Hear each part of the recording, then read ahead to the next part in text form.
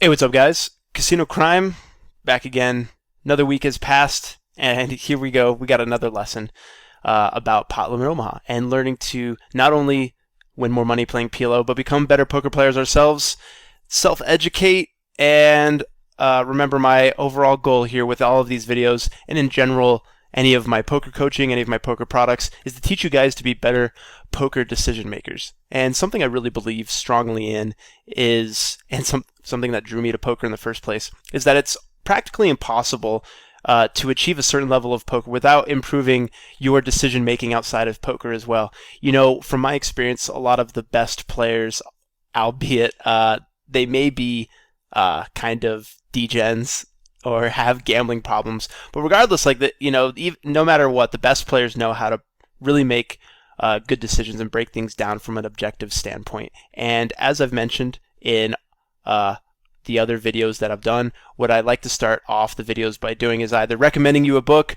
giving you an insightful piece of advice, or maybe even doing a quotation to begin these videos. So what I'm going to do today is recommend you this book right here. It's kind of blurry, but this was the best image I could find of a book that I think is a must-read for all poker players.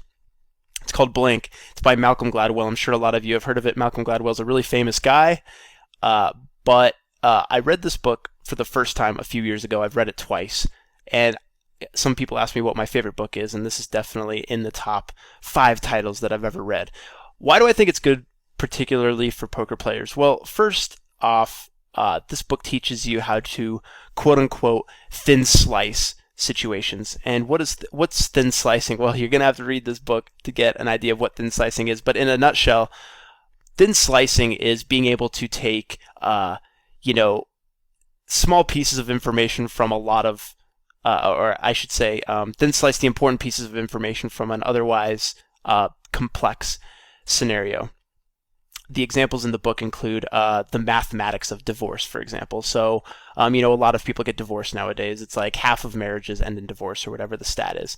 But, there's a few indicators of what almost guarantees that you'll get divorced. And it actually breaks it down into certain physical tells between couples. If a couple has the physical indicators for contempt, and a variety of other scenarios. So anyway, long story short, it's, Blink is an unbelievable book, and I think it's essential for poker players, and it'll change the way that you think about everyday situations, both off and on the table. But something that I want to bring up that actually applies directly to poker and also has to do with thin slicing, which is what Malcolm talks about here, is what I've seen with a lot of players is their HUD, right? So have you ever seen in forums where somebody posts a hand and they say, well, this guy is opening, X% from under the gun, X% from middle position. His 3-bet facing a, middle position open is this stat. And they give you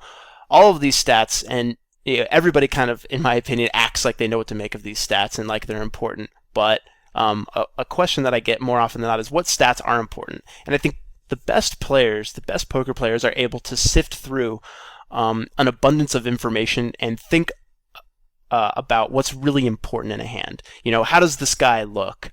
Who is this player? Like, what's he capable of? How aggressive would he really be in this spot? That's something that I talk a lot about is, or I talk with other players a lot about is, let's say that you open the button, big blind calls, which is of course like a really common situation. The flop comes king 4-5, or let's say it's like king queen 4.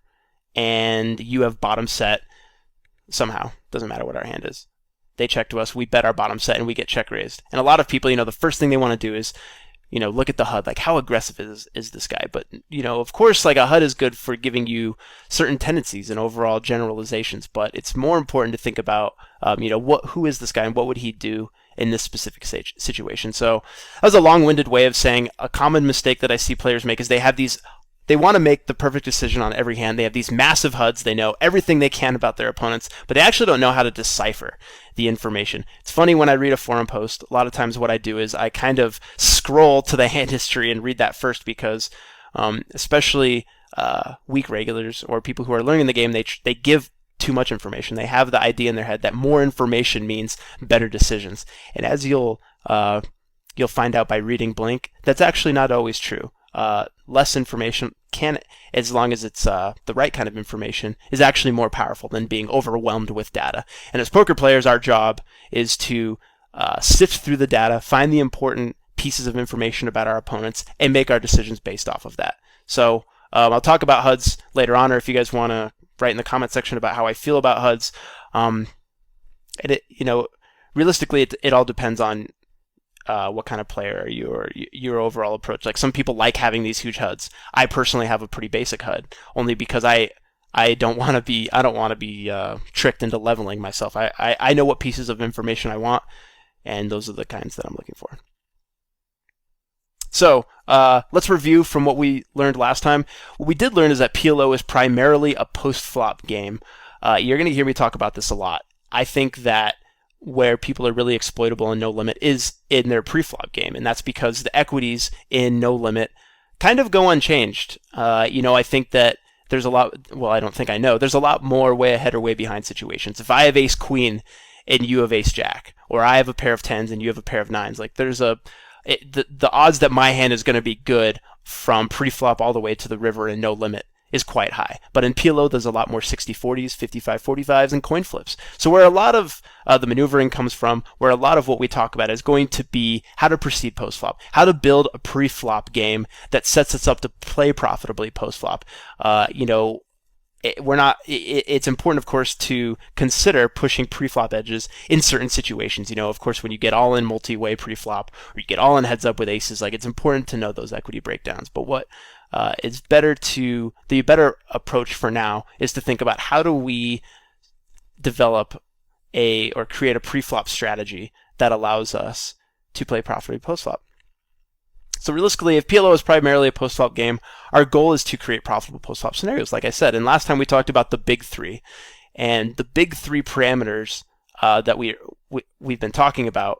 That's kind of that we focus on post-flop, or take into consideration, I should say, is position, number of opponents, and stack to pot ratio. This is how we decide which hands to select both for opening, which ones to select for 3-bet, because realistically, every hand has an ideal situation for it in terms of the big three.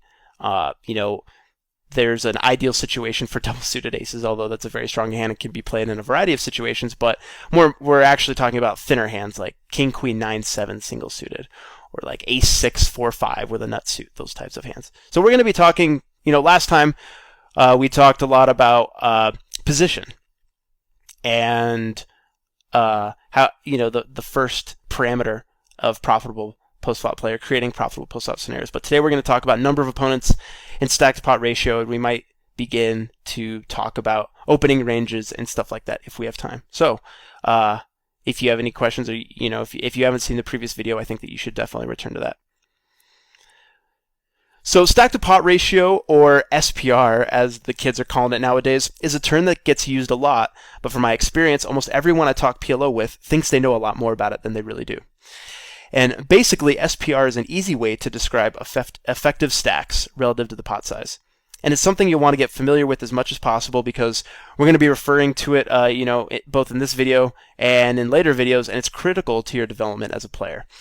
Now, SPR is a really useful tool in PLO and really all big bet games, but less so in No Limit and more so in PLO because, well, you can only bet the size of the pot in PLO, or I guess that's the maximum bet. It's not like in No Limit where you can just overbet shove if you get the urge to, or if the situation calls for it. But before we talk about why SPR is important and how we can use it, let's run through a few examples to bring you up to speed, just in case you're confused about how to calculate the SPR. Now, just walk through the thing. Here we've got, it's really effective stacks divided by pot size. So in the first example here, let's say we've got $100 effective stacks and the pot size is 100. Well, the SPR is 1, 100 divided by 100, which means, that the SPR is exactly 1, which means one bet will get stacks in. All right, in example 2, we've got $400 effective stacks and the pot size is 100, so the SPR equals 4. Now, This is particularly important. It's a little different than the last one because a pot-sized bet and a pot-sized raise will be enough to get stacks in. And this is a particularly interesting SPR, in my opinion, one of the most fun to play, because it's the one that you often see in 3-bet pots, and it's kind of, a lot of times when the SPR is 4, it's situations where we'll be out of position in a 3-bet pot, we check, and we have the ability to like check raise all in, or if we're in position, we can re-raise for pot over a C-bet in a 3-bet pot when the SPR is 4. So this is a really common SPR to play. It's important that we talk about this, which we will later. In the third example, let's say we have $1,300 effective stacks, and the pot size is 100. Then the SPR, of course, would equal 13. 1,300 divided by 100. So what that means, and again, this is there's a reason why I'm bringing up these exact stacks, is that a pot-sized bet, a pot-sized raise, and a pot-sized re-raise will be enough to get stacks in. So let's say, of course, there's 100 in the pot. Somebody checks to us. We bet the pot. Someone can check raise to 400, and then we can re-raise all the way all in. Now, again, one more reason why this is important is that because if you're heads up with an SPR of 13, a pot-sized bet on each street will get stacks in by the river. So although these examples are talking about, if we're like just getting all the money in on the flop with pot-sized raises, another reason why an SPR of 13 is of particular importance is because if you're playing a single raised pot and you want to pot the flop, pot the turn, and pot the river, your final bet will be enough to get you all in. And so when we're talking about different SPRs, a lot of times when I look at the SPR, it kind of dictates the line that we're able to take, and how many bets we're going to play for. Of course, and we'll get more into this in a moment, the lower the SPR is, the fewer bets that you typically play for. Now, so you're probably thinking, well, calculating SPR seems easy enough, I guess, but what the hell do I do with it, and why do I care? How's it going to make me more money? All right, that's fair, so let me explain. Now, SPR is a really good indicator for what the action is going to be like post-flop, or more simply, how the money will go into the pot. Now, remember the 3 examples we just went through, and how the main thing I pointed out in each example was the number of pot-sized bets it would take to get stacks in. Well, the number of pot-sized bets helps us determine what the best line to take is, depending on the board texture, opponent types, and your image, or their image for that matter. But it also has a big impact on our hand selection pre-flop too. We're going to get more into this, in the upcoming slides, but for now, just keep this stuff in the back of your mind as we go through the rest of the lesson. And one thing that's cool about learning a new game is that you're forced to look at poker in a different way than you're used to, which forces you to develop new skills and improve on the ones you already have. So for example, one thing I've picked up on from doing a bunch of coaching is that the 2 types of players who have the easiest time learning or transitioning to PLO are the mixed game players and the heads up players. For the mixed game players, it's kind of obvious why they do well.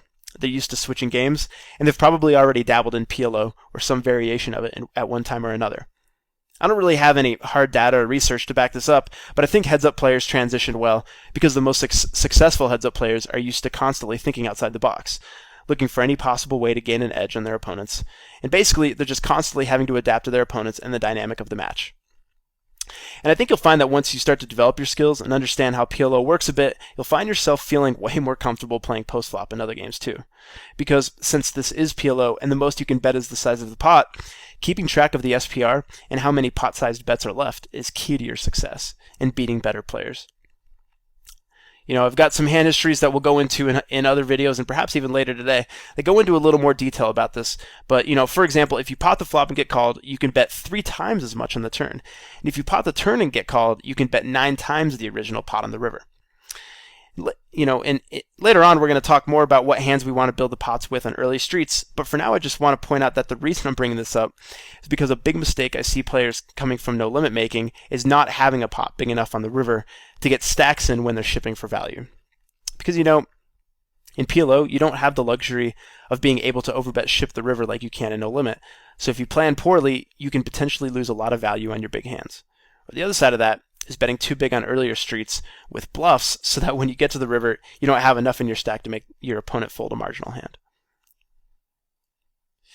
All right, so here's a table I made for you, and it's basically a variation of a table that you can find in Jeff Huang's book, Advanced Pot Limit Omaha, which is definitely a solid read. So you should probably check it out if you haven't already. Now, it's important to take in as much of this table as you can because we're going to be referring to this table a lot. But what I really want you to pay close attention to is the correlation between preflop actions, percent equity needed, and SPR. Now, in the next couple of slides, I'm going to take you through what the important points to take away from the table are, so don't hurt yourself trying to copy this into your memory. But of course, I think it's a good idea to at least pause the video. Maybe you should record this so that you can get a better idea of break-even points in re-raised pots especially. All right, so what kind of conclusions can we take away from the table we just looked at? Well, the first and most obvious observation should be that as the SPR gets higher, stack-off ranges become pretty narrow, right? Now, this makes sense because if you'll remember, you need more than 47% equity just to break even against players getting it in ranges when the SPR is 10 or higher. So what this translates into is more maneuverability and more poker being played at this SPR. And since more poker is being played, because there's less money in the pot and more in the stacks, that also means there's more leverage available for you to use on later streets. An opponent facing a bet on the turn needs to be concerned about the threat of future bets. But when the SPR is lower, like it is in 3-bet and 4-bet pots, the money almost always goes in on the flop in the turn because there's only 1 or 2 pot-sized bets left. Now, when the SPR is lower, that's where all of the light stack-offs that PLO is famous for happen. And like I mentioned just a second ago, stacks generally go in on the flop or the turn, which means there's a lot less bluffing. Because if you remember from the table, a lot less equity is needed to make it correct to get the money in on the flop. So given our conclusions about SPR, what should our adjustments be in terms of hand selection? Well, higher SPR situations tend to be single-raised pots, and the way to win stacks in single-raised pots is to over-nut someone by going set over set, or nut flush to second nut flush, or having an even bigger draw that dominates their big draw. Recall for a second the equity table from a few slides ago, where if you get stacks in on the flop, you'll need more than 47% equity to break even when the SPR is higher than 10, which means that for the most part, the situations you want to avoid the most when the SPR is higher is when you're either flipping for stacks or way behind. And later on, we're going to go into more depth in terms of hand selection and opening ranges, but for now, the main thing I want you to remember is that hands that draw to the nuts or hands that can overnut your opponents have a lot of value in deep stack situations. Because we need 47% equity to break even, but that doesn't mean we can't get our money in a lot better than 47%, right? I don't know about you, but I get pretty happy when the stacks go in and I have my opponents crushed. Now, this also means that when the SPR is higher, we need to tighten up our ranges out of position. Obviously, the number and type of hands changes depending on the opponent type and stack sizes, but generally a good rule of thumb is that you always want more money in your stack when you're in position and less money in the stack when you're out of position. A lot of the edge from being in position comes from being able to put your opponents in many tough spots by applying 3 streets of pressure, which is what happens when the SPR is 10 or higher. Think back to earlier in the lesson when we said that the situation we want to avoid the most in PLO was check calling out of position with medium strength hands or draws. Well, an easy way to avoid getting yourself in those spots in the first place is by tightening up out of position. 3-betting the right openers with strong hands works well too, but we'll talk more about that on another day. Now, things change quite a bit when the SPR is in the 1 through 5 range, which if you remember from the previous table, tends to be 3-bet and 4-bet pots. In 3-bet pots, the action centers around combo draws, and the way to win stacks is by having pair plus draw hands that dominate other pair plus draw hands. Because if we know we're going to be stacking off lighter and more often, the key is to choose hands that flop more equity, more often. Or in other words, have a smoother equity distribution. If you can't remember the difference between polarized and smooth equity distribution, you should take a few minutes and go back and review core PLO concept number 4 from a couple of videos ago. And believe me, we'll cover everything you need to know about exactly what hands are ideal to play for lower SPR situations later on. But for now, I want you to recognize that these big concepts are going to be referred to a lot more, both in this video and in later videos. Alright, so number of opponents gets a lot of flair in books and videos, but let's revisit to make sure that we're all on the same page. And right off the bat, as you can see, about half of all 6-max pots are heads up, which means the rest are 3- and 4-way pots. So it's really important to understand how you would change your strategy based on the number of players in the pot. Now, the first thing to understand is that you won't be floating, bluffing, or making too many fancy plays when there's more than 4 players in the pot. The simple fact is that getting out of line in 4-way pots is generally a bad idea, because it's just too likely that someone hit the flop hard enough to continue. I mean, after all, this is PLO, right? people get dealt 4 cards. So when there's 4 players to the flop, there's a really good chance that someone has the stones or something close to it, which makes people play much more straightforwardly because the ability to bluff is lowered a lot. And it goes along with what we went over earlier about the benefits of being in position.